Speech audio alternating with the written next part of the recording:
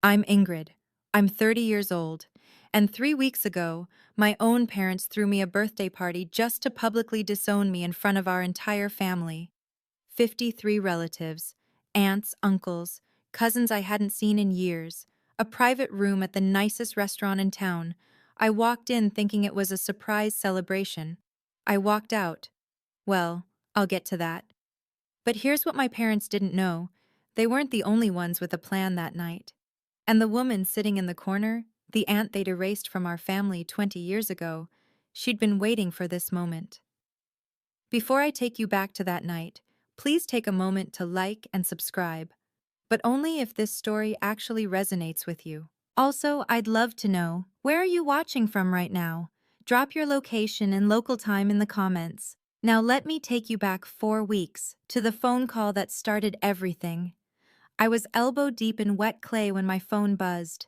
The studio smelled like earth and coffee, and I almost didn't answer. Then I saw the name on the screen, Mom. My mother didn't call. She texted, short, clipped messages that read like orders. So when her name lit up my phone, my stomach did something strange. I wiped my hands on my apron and picked up. Ingrid. Her voice was honey, sweet, almost warm. That was the first red flag. I hope I'm not interrupting your little hobby. I'm working, Mom. What's going on? Your father and I have been talking. She paused, letting the words hang. It's time the family came together for your 30th birthday. I nearly dropped the phone. In 30 years, my mother had never once called my birthday special. Most years, she forgot entirely. On my 25th, I sat by the phone all day. No one called. Not her, not Dad, not Meredith. A family dinner? I heard myself say. For my birthday? The whole family wants to see you. Her tone sharpened just slightly. Don't be late. Saturday, 7 o'clock, the Sterling. The Sterling, the most expensive restaurant in town. The place where my parents announced Meredith's medical school acceptance. The place where they celebrated everything that mattered to them. I'll be there, I said. Good. Click. I stood in my studio, phone still pressed to my ear, listening to dead air. My hands were trembling, leaving clay fingerprints on the screen.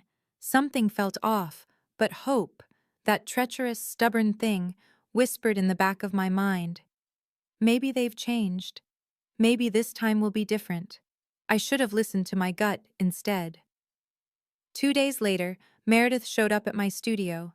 She never visited. Not once in the 3 years since I'd opened this place.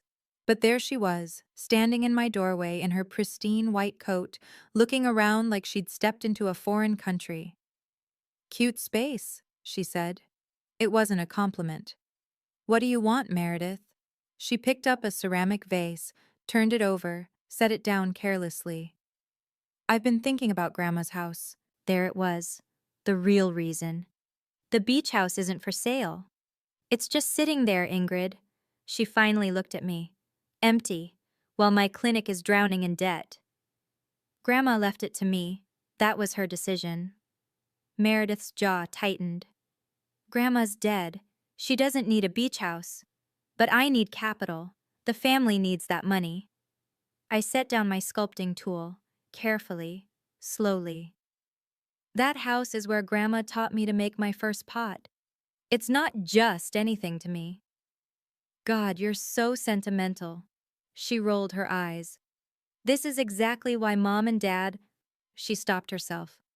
Why Mom and Dad what? She smiled. That perfect practice smile she used on patients. Nothing. Forget it. You should come to dinner Saturday. Mom has... plans. The word hung in the air between us. Plans, I repeated. Mm-hmm. She was already walking toward the door. See you there, sis. Wear something nice. The whole family will be watching. The door clicked shut behind her. I stood frozen among my pottery wheels and half-finished pieces, her words echoing in my head. The whole family will be watching. Plans. What exactly had I agreed to? That night, I couldn't sleep. I kept thinking about the beach house. About Grandma. Her name was Rosemary. Rosemary Harmon. And she was the only person in my family who ever made me feel like I was enough. I was 15 the first summer she took me to that house. My parents had shipped me off. Too difficult, they said. Needs discipline. And I arrived angry, sullen, ready to hate everything. But Grandma didn't try to fix me. She just handed me a lump of clay. Your hands create, Ingrid. She guided my fingers on the pottery wheel, her voice soft over the sound of the ocean outside. That's a gift your mother will never understand. It was the first time anyone had called anything about me a gift. Not a problem, not a disappointment. A gift. Every summer after that, I went back. We made pottery together, walked the beach at sunrise, talked about everything and nothing. She came to my first exhibition when I was 22, the only family member who showed up. She sat in the front row, tears in her eyes, clapping so hard her hands turned red. 6 months ago, she died in her sleep. Peaceful, they said, like she just decided it was time. She left me the beach house and a small wooden box I hadn't been able to open yet. The night before the dinner, I finally understood what I'd lost when she died. It wasn't just her. It was my only proof that I was lovable, my only witness. Without Grandma, I had no one in that family who saw me. Not really, or so I thought. I had no idea that someone else had been watching all along. The pressure started 3 days before the dinner. First, it was subtle. A text from my cousin Emma. "Hey, heard you might be selling the beach house? That's so generous of you." I wasn't selling anything. Who told her that? Then Dad called. His voice was ice. "Your mother is very upset, Ingrid." I gripped the phone tighter. "About what?" "The house. You know about what." He sighed. That long, disappointed sigh I'd heard my whole life. "We gave you everything. We supported your artistic pursuits, even when they embarrassed us. And now, when the family needs you, you refuse to help." "Grandma left it to me, Dad. In her will. That was her choice." "Wills can be contested." His voice dropped, cold and deliberate. "Loyalty to family shouldn't have to be." The threat hung in the air between us. I felt my chest tighten. Was I being selfish? The question had haunted me for weeks. Meredith's clinic was struggling, I knew that much. My parents had poured money into her education, her career, and here I was, sitting on a property worth over $1 million. But every time I considered giving in, I heard Grandma's voice. "Promise me, sweetheart, never let them make you small." "If you really cared about this family," Dad continued, "you'd do the right thing. Come to dinner. We'll discuss it like adults. And if I don't agree to sell?" Silence. Then I suppose we'll know where your priorities lie." He hung up. I sat in the dark for a long time that night, doing the math. If I sold the house, I'd lose the last piece of her. If I kept it, I'd lose them. But somewhere deep down, a voice whispered, "Have you ever really had them?" The night before the dinner, I pulled out the dress. It was teal silk, floor length, with delicate silver beading along the neckline. Grandma had given it to me for my 21st birthday. "For when you need to feel powerful," she'd said. I hadn't worn it since her funeral. I laid it across my bed and stared at it, trying to convince myself that tomorrow would be fine, that my parents genuinely wanted to celebrate me, that Meredith's comment about plans meant nothing. My phone buzzed. Unknown number. The message was short. "Don't go tomorrow. It's not what you think." My heart stopped. I typed back, "Who is this?" 3 dots appeared. Then nothing. When I tried to call, the number was already disconnected. I sat on the edge of my bed, phone in hand, pulse racing. A prank? A wrong number? Or something else? My eyes drifted to the wooden box on my nightstand. Grandma's box, the one I'd been too afraid to open. Slowly, I lifted the lid. Inside was a handwritten letter, folded neatly, and beneath it an old photograph. 2 young women standing arm in arm, laughing. One was clearly my mother, decades younger. The other, I didn't recognize. I unfolded the letter. Grandma's handwriting. Shaky, but legible. My dearest Ingrid. I couldn't read it. Not yet. If I read it tonight, I'd lose whatever courage I had left. I needed to believe, just for one more day, that my parents might actually love me. I tucked the letter into my purse, just in case. Then I hung the teal dress on my door and tried to sleep. Tomorrow, everything would change. I just didn't know how much. The Sterling looked different at night. Crystal chandeliers, white tablecloths, the kind of quiet that costs money. I'd only been here twice before, both times for Meredith. The hostess smiled when I gave my name. Ah, yes, the Spencer party. Right this way. She led me down a corridor lined with oil paintings, past the main dining room, through a set of heavy oak doors. Your private room, she said, and opened them. 53 faces turned to look at me. I froze in the doorway. Aunts, uncles, cousins I hadn't seen since childhood. Great-aunts I'd forgotten existed. Second cousins I couldn't name. They filled a massive U-shaped table that dominated the room, all of them dressed in their Sunday best, all of them staring. My heart hammered. This was a surprise party. It had to be. All these people gathered for me. But there were no balloons, no streamers, no cake. No one shouted happy birthday. Just silence. And staring. I spotted my parents at the head of the table. Mom wore pearls. Dad wore his surgeon's face, blank, clinical. Meredith sat beside them, unable to meet my eyes. And in the center of the U, directly facing the entrance, was a single, empty chair. For me. I walked toward it slowly, heels clicking on marble, feeling every gaze like a physical weight. The room was too quiet, too still, like a courtroom before the verdict. A microphone stand stood at the head of the table, next to my father's seat. That's when I noticed her. A woman in the far corner, gray-streaked hair, watching me with an expression I couldn't read. She looked familiar somehow, and worried. My mother was smiling, that smile she wore when she was about to win. Ingrid, she gestured to the empty chair. Sit, we've been waiting. I had barely sat down when my father stood up. He picked up a champagne glass and a silver spoon. Tap, tap, tap. The room fell silent, though it was already silent. Every eye shifted from me to him. Thank you all for coming tonight. His voice carried like he was addressing a surgical theater. We've gathered here for a family matter. Not to celebrate Ingrid, not for my daughter's birthday, a family matter. My stomach turned to ice. As many of you know, he continued, our daughter Ingrid has made choices that have concerned us. She abandoned her education. She refused to pursue a respectable career. She's lived in ways that don't reflect our family's values. Murmurs rippled through the room. I heard someone whisper, always knew she was trouble. My father's eyes found mine, cold, final. Victoria and I have tried everything, patience, support, guidance, but Ingrid refuses to change. She refuses to honor her family. My mother dabbed at her eyes with a handkerchief, the performance of a lifetime. Therefore, my father said, as of tonight, we are making a formal announcement. He paused. The room held its breath.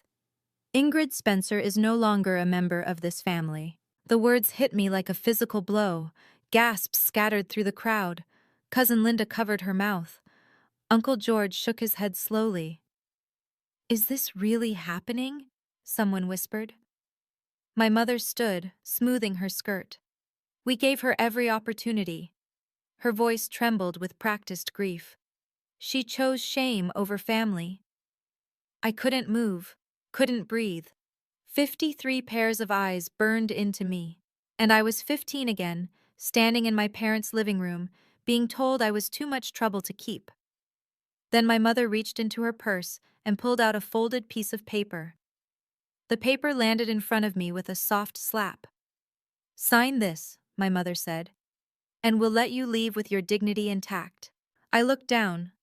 The words blurred, then sharpened. Legal letterhead, paragraphs of fine print, and at the bottom, a signature line with my name typed beneath it. Voluntary relinquishment of inheritance rights, the beach house. This was about the beach house. It had always been about the beach house. Everything clicked into place. The surprise invitation, the family matter. 53 witnesses assembled in their Sunday best. They hadn't gathered everyone to disown me. They'd gathered everyone to pressure me into signing away Grandma's house.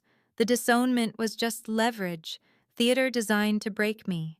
You planned this, I breathed. We planned an intervention, my mother corrected smoothly, for your own good. I spotted a man in a gray suit near the door, Mr. Thornton, our family's lawyer. He was already holding a notary stamp, ready to make everything official. My mother leaned closer, her perfume suffocating. 53 witnesses, Ingrid. Your grandmother's lawyer won't be able to argue with that kind of family consensus. She tapped the paper with one manicured nail. Sign. Walk away quietly. This doesn't have to be harder than it already is. The room waited. I could feel them watching, some with pity, some with contempt, some with the morbid curiosity people have at car accidents. My hands were shaking, my vision was blurring. They had turned my 30th birthday into a courtroom, and I was already convicted. But somewhere beneath the panic, something else stirred, something harder. I thought of Grandma's letter, still folded in my purse. I thought of the woman in the corner, watching. My mother pushed a pen toward me. Sign, she said. Now. I picked up the pen. I know. Right now, you're probably as angry as I was in that moment. The pen in my hand. 53 people watching.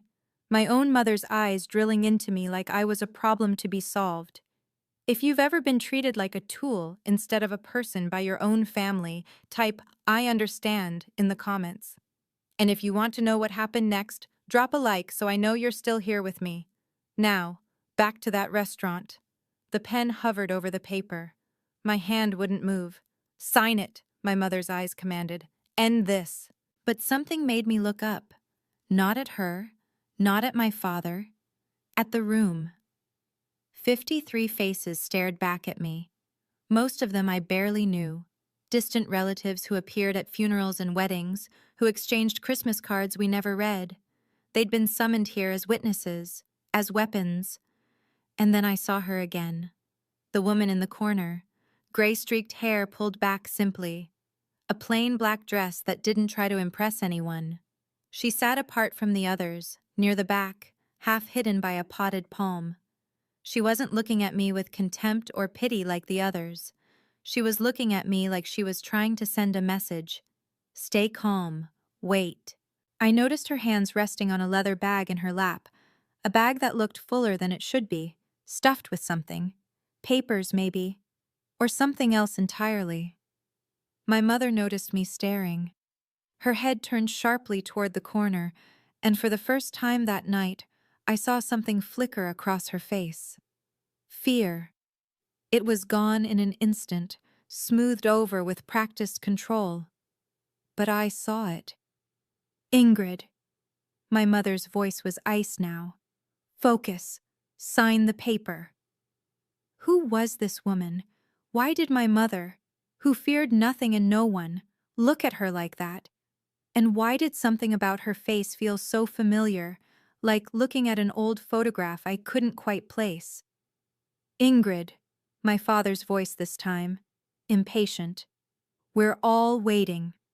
I set the pen down, not signing, not yet. Not, can I have a moment, I said, to collect myself? My mother's smile tightened. Of course, darling. But her eyes never left the woman in the corner. The room pressed in on me, the whispers, the stares, the weight of 53 judgments. But in the chaos, I heard another voice, soft, familiar, speaking from somewhere deep in my memory. Never let them make you small, sweetheart. And if they try, you have everything you need. Grandma had said that to me the last time I saw her, 2 weeks before she died. She'd held my hands in hers, so thin by then, so fragile, and looked at me with eyes that still burned bright. I left you more than a house, Ingrid. Her voice had been barely a whisper, but fierce. I left you the truth. I hadn't understood what she meant. Not then, but I was beginning to understand now. Under the table, my hand slipped into my purse. My fingers found the edge of the envelope. Grandma's letter, still unread. I'd been too afraid to open it last night, too desperate to believe this dinner might actually be what my parents claimed. That hope was ash now. Whatever was in that letter, Grandma had wanted me to have it. She'd known something. About my mother. About this family. About what they would try to do once she was gone. I looked up at the room full of people who wanted me to disappear quietly. At my mother, who had orchestrated this public execution. At my father, who couldn't meet my eyes. Then I looked at the woman in the corner. She was still watching, still waiting. Her hand rested on that overstuffed bag. I wasn't alone. I didn't know how or why yet, but I wasn't alone. Something settled in my chest. Not calm exactly. Resolve. Actually, I said, my voice stronger than I expected, I do have something to say. My mother's smile flickered. What? Give me the microphone. My mother laughed. Short, sharp, dismissive. The microphone? Ingrid, this isn't a performance. Then why is there a mic set up? I gestured to the stand by my father's seat. You planned every detail of this. The seating arrangement, the witnesses, the lawyer in the corner with his notary stamp. You wanted an audience, so let me speak to them. A ripple of murmurs moved through the room. Uncle George shifted uncomfortably. Cousin Linda exchanged glances with her husband. My mother's eyes narrowed. This wasn't the script she'd written. Fine, she said, her voice turning to Honey. But first, let's make sure everyone here understands exactly who they're dealing with. She straightened her spine, addressing the room like a prosecutor delivering closing arguments. My daughter had every opportunity. We offered to pay for medical school. She refused. We offered her a position at the family practice. She chose to play with clay instead. Someone snickered. I couldn't tell who. Her first gallery show? My mother's voice dripped with pity. 3 people attended. 3. One of them was a homeless man looking for free wine. Heat rushed to my face. That show had been 8 years ago. I'd cried for a week afterward, and she'd saved it, weaponized my lowest moment to use against me now.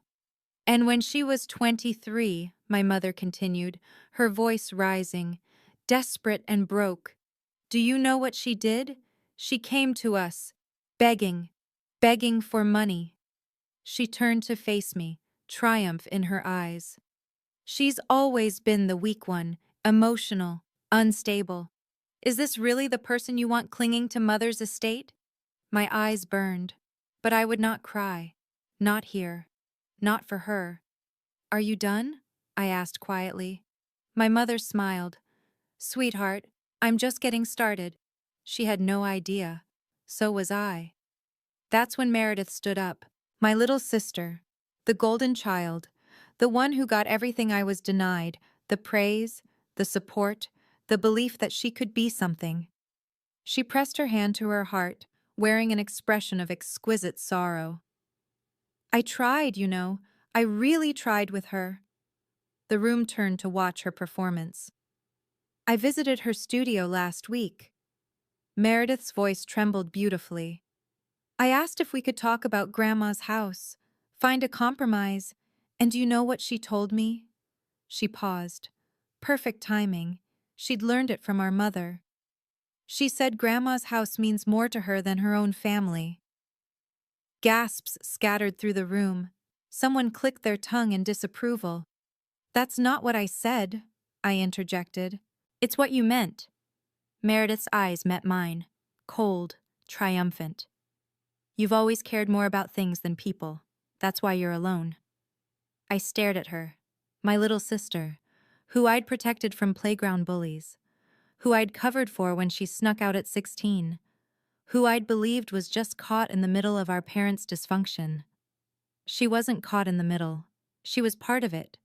She'd probably helped plan this whole thing. You see? My mother spread her hands. We have no choice. This is an intervention. For her own good, my father added. For everyone's good, Meredith finished. The three of them stood together at the head of the table, a united front, a family without me. Uncle George leaned forward.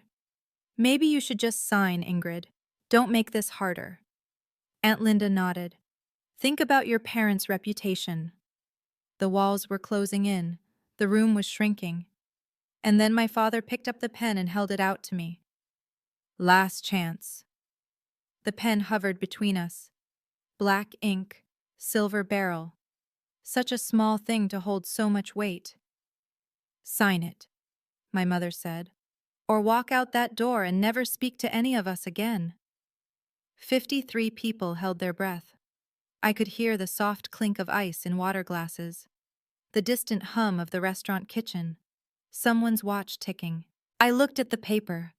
The legal jargon blurred together, but I understood enough. My signature would give them the house, Grandma's house, the only place I'd ever felt like myself.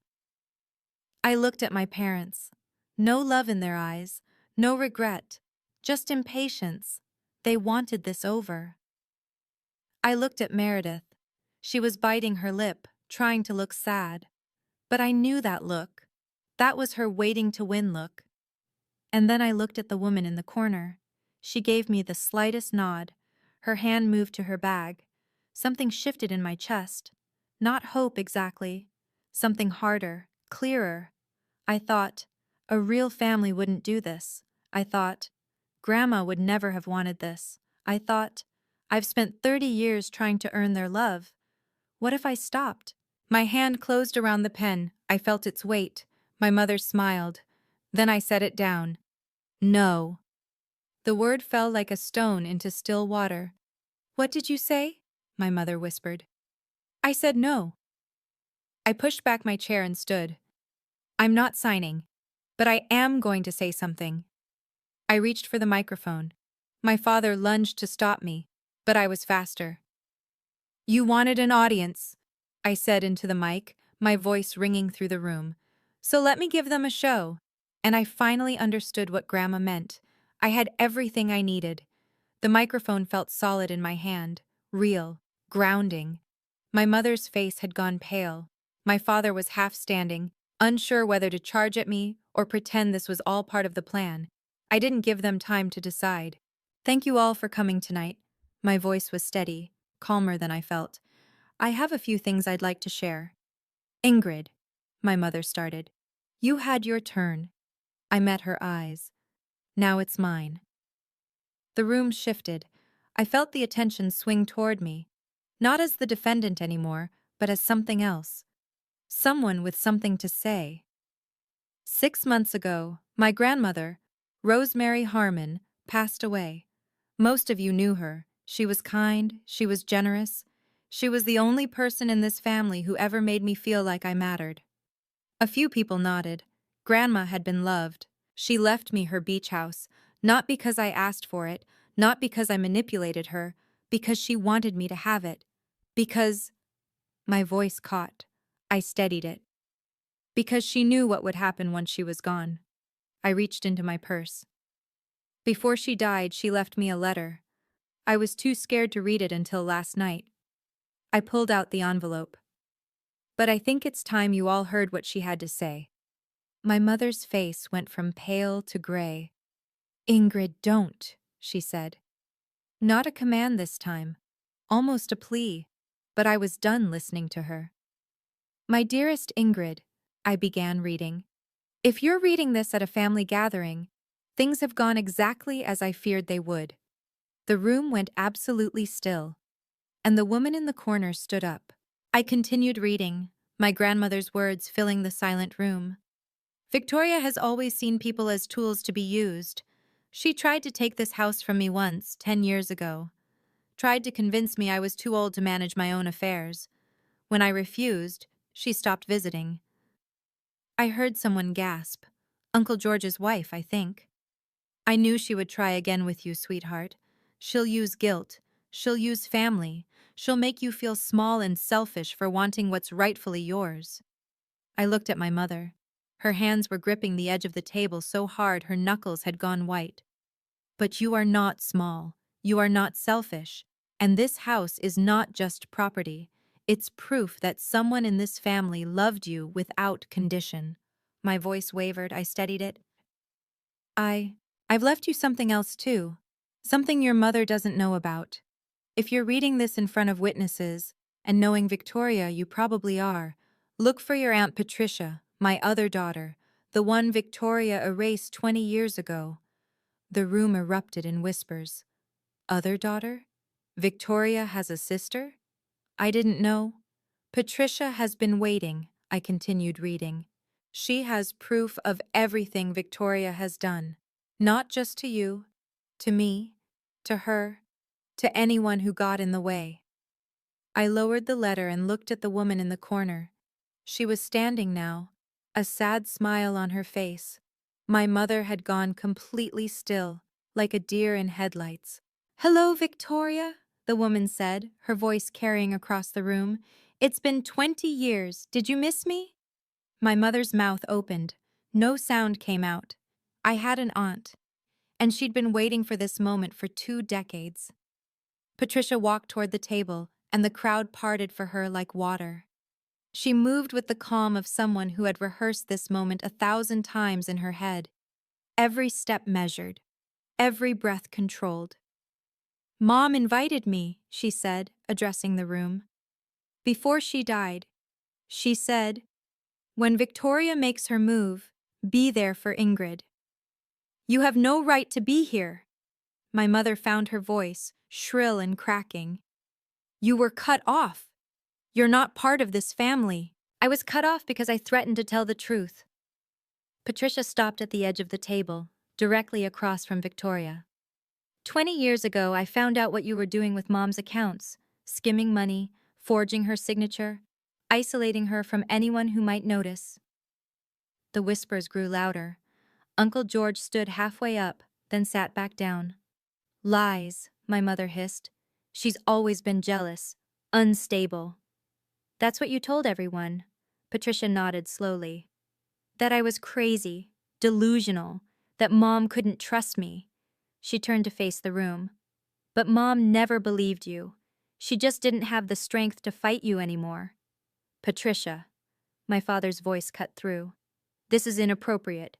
Whatever grievances you have—" "Grievances?" Patricia laughed softly.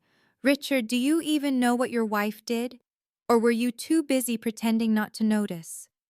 My father's jaw tightened. He looked away. "I didn't come here to rehash ancient history," Patricia said. "I came because Mom asked me to, because she knew Victoria would do to Ingrid exactly what she did to me, what she tried to do to her." She reached into her bag and pulled out her phone.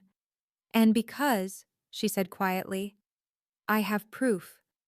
Patricia held up her phone like evidence in a courtroom.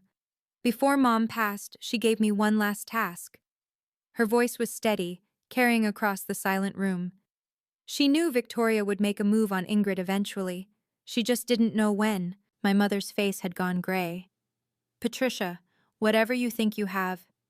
3 months before she died, Mom installed a voice-activated recorder in her living room. Patricia's eyes never left Victoria's. She told me where to find it, told me to wait until Victoria showed her hand. She pressed play. The first voice was my mother's, crystal clear. "We'll do it at her birthday dinner. Maximum witnesses. Maximum pressure." My father's voice next. "And if she refuses to sign?" "She won't refuse." My mother again, confident, cruel. "She's always been the weak one. This will be easy. One public shaming, and she'll fold like she always does." Then Meredith. "What if she makes a scene?" "Let her." My mother laughed. 53 witnesses watching her have a meltdown? That only helps our case. We can say she's unstable, contest the will on those grounds." Patricia paused the recording. The room was frozen. I could hear someone's sharp intake of breath. Uncle George had his hand over his mouth. "There's more," Patricia said quietly. 20 minutes of it. Every detail of tonight's plan. including how you'd use all of them. She gestured to the assembled relatives, as props in your little theater. That recording was obtained without consent, my mother hissed, grasping at straws. Single-party consent state. Patricia's voice was calm. Mom was in her own home. It's admissible anywhere. The silence stretched. Then Uncle George spoke, his voice heavy. Victoria, what have you done? My mother had no answer. Now I know what you might be wondering. Why did Patricia help? Why wait 20 years? The answer is simple. Sometimes the people who save us are the ones who've walked the same path first. Patricia knew what it felt like to be erased by my mother. She wasn't about to let it happen again. Have you ever had someone like that in your life? Type yes in the comments if you have. And if you want to see how my mother reacted to being exposed, stay with me. The best part is coming. The room was still reeling when I picked up the microphone again. Not to attack, not to gloat, just to be clear. Mom, Dad. I looked at them directly. You wanted to disown me tonight? Consider it done. My mother opened her mouth to interrupt. But not on your terms, I continued. On mine. I turned to face the room, all 53 witnesses my parents had so carefully assembled. I will not sign that paper. Not tonight. Not ever. My voice was steady now, steadier than I'd ever heard it. The beach house was left to me by my grandmother, legally and rightfully. Her will was clear. Her intentions were documented. I looked directly at Mr. Thornton, the lawyer still clutching his useless notary stamp in the corner. And for the record, Grandma's will includes a protective clause. Any document signed under duress or coercion is automatically void. I gestured around the room. Your 53 witnesses? They just watched you attempt to coerce me. On camera. I pointed to the sterling security dome in the ceiling. In a restaurant with surveillance. Mr. Thornton's face went pale. He quietly slipped the notary stamp back into his briefcase. That clause also states that any family member who attempts to contest the will through manipulation forfeits their own inheritance from the estate. I let that sink in, watched my mother's jaw tighten, watched my father's face drain of color. So by all means, Mom, contest it. See what you have left when you're done. Silence. Absolute silence. And one more thing. I set down the microphone with a soft thunk. I didn't bring shame to this family. I brought inconvenience. There's a difference. I chose to live my life instead of performing in yours. That's not a crime. It's called growing up. I looked at my father. He wouldn't meet my eyes. I looked at Meredith. She was crying now, though I couldn't tell if it was shame or self-pity. I'm leaving now, I said. Anyone who wants to join me is welcome. I turned toward the door, and I didn't look back. I was 3 steps from the door when my mother lost control. This is ridiculous! Her voice cracked like a whip. Patricia has always been jealous, a liar. She was never stable. Victoria. Uncle George's voice cut through, heavy, disappointed. Stop. My mother wheeled on him. George, you can't possibly believe. We all heard the recording. He stood slowly, his chair scraping against the marble floor. We heard you planning this, planning to humiliate your own daughter for money. For Meredith's clinic, for the family. For yourself. Aunt Linda rose to stand beside her husband. It's always been for yourself, Victoria. We just didn't want to see it. The dam broke. Voices erupted from around the table. I can't believe we came here for this. 20 years you said Patricia was crazy. Poor Rosemary. She must have known all along. My mother spun in circles, trying to address each accusation, each desertion. But they kept coming. My father remained frozen in his seat, staring at the tablecloth like it held the answers to everything that had gone wrong. He didn't defend her. He didn't defend himself. He just sat there. Meredith had her head in her hands, mascara running down her cheeks. This wasn't supposed to happen, I heard her whisper. This wasn't the plan. The plan failed. Patricia's voice was gentle, almost pitying. They usually do when they're built on cruelty. People were standing now, gathering their coats, heading for the door. "Where are you going?" my mother demanded. "We're not finished." But they were finished. With her. With this. "Ingrid," her voice turned desperate. "Ingrid, wait. We can talk about this." I stopped at the door. "No, Mom," I said quietly. "We really can't." And I walked out. The night air hit my face like a blessing. Cool, clean, free. I stood on the sidewalk outside the Sterling, my heart pounding, my hands still trembling. But I was smiling. I couldn't help it. I was actually smiling. "Ingrid, wait!" I turned. 3 figures were hurrying out the restaurant door. Young faces, worried faces. Emma, Tyler, and Lily, my younger cousins. Emma reached me first, slightly out of breath. "Can we come with you?" I blinked. "What?" "We don't want to stay in there." Tyler jerked his thumb back toward the restaurant. That was insane. What they tried to do to you." Lily nodded vigorously. She was only 19, the youngest of the 3. "My mom always said I should be more like Meredith, but I think—" She hesitated, then squared her shoulders. "I think I'd rather be like you." Something cracked open in my chest. Not pain this time, something warmer. "Are you sure?" I asked. "Your parents—" "Can make their own choices," Emma said firmly, "just like we can make ours."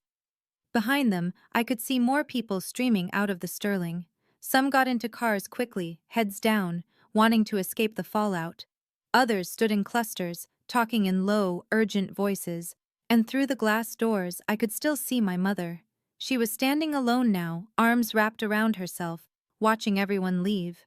"You'll regret this!" Her voice carried through the door, muffled but audible. "All of you!" Nobody turned around. "Come on," I said to my cousins. "There's a diner 2 blocks from here. I could use some coffee." "And pie," Tyler added. "Definitely pie." We walked away together. 4 of us. A new kind of family. Behind us, the door of the Sterling swung shut. That night, after the diner, after saying goodbye to the cousins, I went home alone. My apartment felt different, smaller somehow, but also safer. I sat on my bed in the dark, still wearing the teal dress, and let myself feel everything I'd been holding back. I cried. Not the pretty kind of crying, the messy, ugly, heaving kind.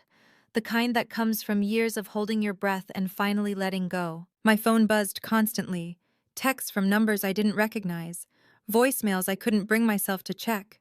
I imagined my mother leaving increasingly frantic messages, alternating between rage and false sweetness. I turned the phone off. In the silence, I thought about what I'd lost that night. My parents, my sister, the fantasy that if I just tried hard enough, they would love me. But that fantasy had been hurting me for 30 years. It was time to let it die. I thought about the look on my father's face when the recording played. No shock, no horror, just resignation. He'd known. He'd always known what my mother was capable of. He'd just chosen to look away. I thought about Meredith, crying into her hands. Not for me, for herself, for the money she wasn't going to get, the bailout that wasn't coming. They had never seen me as a daughter or a sister. I was a resource, a problem, a piece on their chessboard just like Grandma said. But not anymore. I picked up Grandma's letter from where I'd dropped it on my nightstand. Read the last lines again. "Don't mourn the family you deserved, sweetheart. Build the one you choose." I folded the letter carefully and held it against my chest. "Okay, Grandma. I will." The fallout came faster than I expected. Emma called me a week later with updates, her voice bright with vindicated glee. "Uncle George and Aunt Linda pulled their investment from Meredith's clinic," she reported. "Said they couldn't trust the family's financial judgment after what they witnessed." I leaned back in my studio chair. "That's significant." "It gets better." Emma was practically giddy. 3 of Mom's friends from church stopped talking to her. Word got out about the birthday intervention. People are calling it that now, like it's a scandal. It was a scandal. My mother had built her entire identity around being the perfect matriarch, respectable, admired, in control. Now everyone knew the truth.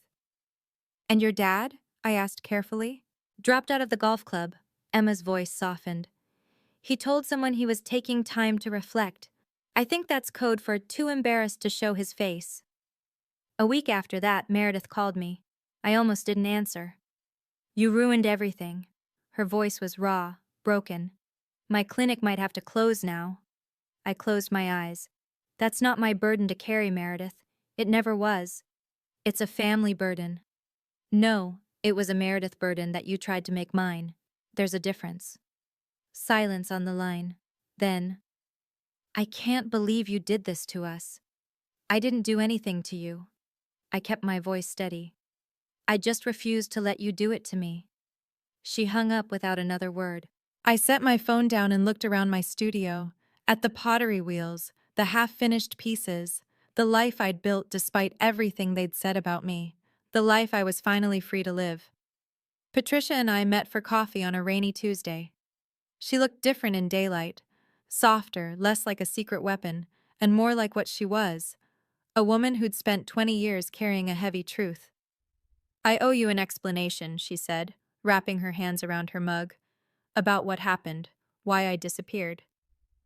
"I'd like that." She took a deep breath. 20 years ago, I found receipts, bank statements. Your mother had been siphoning money from Mom's accounts for years, small amounts at first, then bigger. When I confronted her, Patricia paused. She didn't deny it. She just smiled and said, "Who's going to believe you?" I felt sick. And no one did. No one wanted to. Victoria was the successful one, the doctor, the golden child. Patricia laughed bitterly. "Sound familiar?" "Meredith." "History repeating." She nodded. "When I threatened to go to the police, Victoria told everyone I was having a breakdown, paranoid delusions.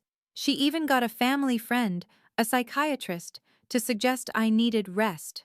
By the time I could defend myself, I was already the crazy sister." "But Grandma knew." "Grandma always knew." Patricia's eyes glistened. "She just didn't have the strength to fight Victoria anymore. So she planned, she waited, she set things up so that when Victoria finally made her move on you, I'd be there." 20 years of waiting," I murmured. "That's a long time." It was. Patricia reached across the table and squeezed my hand. "But you were worth it. Mom thought so. And now I know why."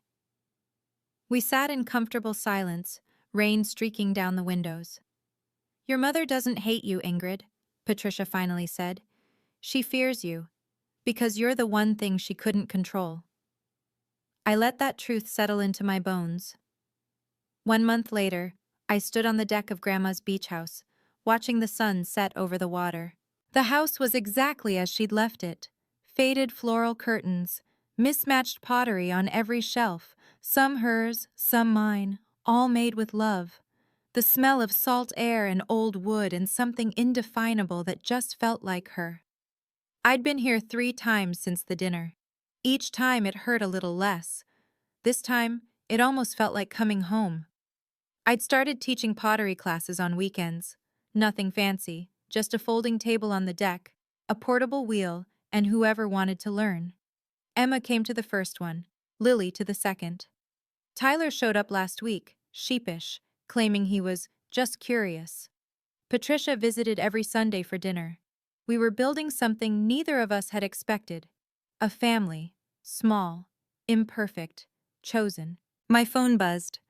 A text from Emma. "Lily wants to know if you're doing a class tomorrow. She's bringing a friend."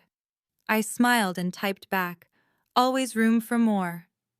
I leaned against the deck railing and thought about Grandma. About her standing in this exact spot, watching the same ocean, making the same choice every day to hold on to what mattered. She'd given me more than a house. She'd given me proof that love didn't have to be earned through obedience, that belonging didn't require losing yourself. "Thank you," I whispered to the wind. The waves crashed below, steady and eternal. Somewhere out there, my parents were still spinning their stories, rewriting history, pretending they were the victims. But I wasn't listening anymore. I had pottery to make, students to teach, a life to live. And for the first time in 30 years, I was exactly where I belonged. The call came on a Thursday morning. I was trimming a vase when my phone lit up with a name I'd blocked twice already. Mom. I hesitated. Then, for reasons I still don't fully understand, I answered. Ingrid. Her voice was different, quieter, but still sharp underneath. Your father is reconsidering his will. No, hello. No, how are you? Just straight to leverage. I see. If you apologize publicly and sign over the beach house, we might reconsider your place in the family. I set down my trimming tool, looked out the window at the ocean. Mom, I said slowly, I'm going to say this once. I'm listening. I don't need your will. I have everything I need. I don't need your approval. I've learned to live without it. And I don't need a place in a family that treats love like a transaction. Silence on the line. You'll regret this, she said finally. When you're old and alone, I'm not alone. I thought of Patricia, Emma, Tyler, Lily, the students who came every weekend to learn. I have family, real family. They just don't share your name. I could hear her breathing, sharp, angry. But Mom, I paused, surprised by what I was about to say. If you ever want a real relationship, not control, not obedience, just honesty, my door is open. Those are my terms. The silence stretched. Goodbye, Ingrid. Click. I stared at my phone for a long moment. Then I set it down, picked up my trimming tool, and went back to my vase. She never called again. I kept my door open anyway, not because I expected her to walk through it, but because I refused to become her. Some boundaries are walls. Others are invitations. I chose the second. So that's my story. On my 30th birthday, my parents tried to publicly disown me in front of 53 relatives. They thought shame would make me small. They thought pressure would make me break. They were wrong. If you're watching this and you recognize your family in mine, I'm sorry. I'm so sorry you know what this feels like. The constant second-guessing, the hunger for approval that never comes, the way you twist yourself into smaller and smaller shapes, hoping that this time, this version of you will finally be enough. It won't be, because the problem was never you. I want you to know something. You are allowed to set boundaries. You are allowed to walk away. You are allowed to choose who deserves a place in your life and who doesn't. Blood doesn't equal family. Shared history doesn't equal love. And staying silent while people hurt you isn't loyalty. It's self-destruction. My 30th birthday was supposed to be my lowest moment. Instead, it became my turning point. The night I stopped asking permission to exist. The night I learned that the people who try hardest to make you small are usually the ones most afraid of what you'll become. 3 weeks later, I'm standing in my grandmother's house, building a life she would have been proud of. Teaching, creating, learning how to take up space without apologizing for it. It's not easy. Some days it still hurts. But I wouldn't trade this pain for the old numbness. Not for anything. They wanted to make me small. Instead, they showed me exactly how big I needed to become. And that, I think, is the best revenge of all. A good life, lived on your own terms. Thank you for being here with me. If this story touched something in you, type boundaries in the comments, because that's the most important lesson I learned. And if you want to hear more stories about standing up for yourself, hit subscribe and turn on notifications so you never miss one. Check the description for more stories like this one. I'll see you in the next video. And remember, you deserve people who love you without conditions. Take care of yourself.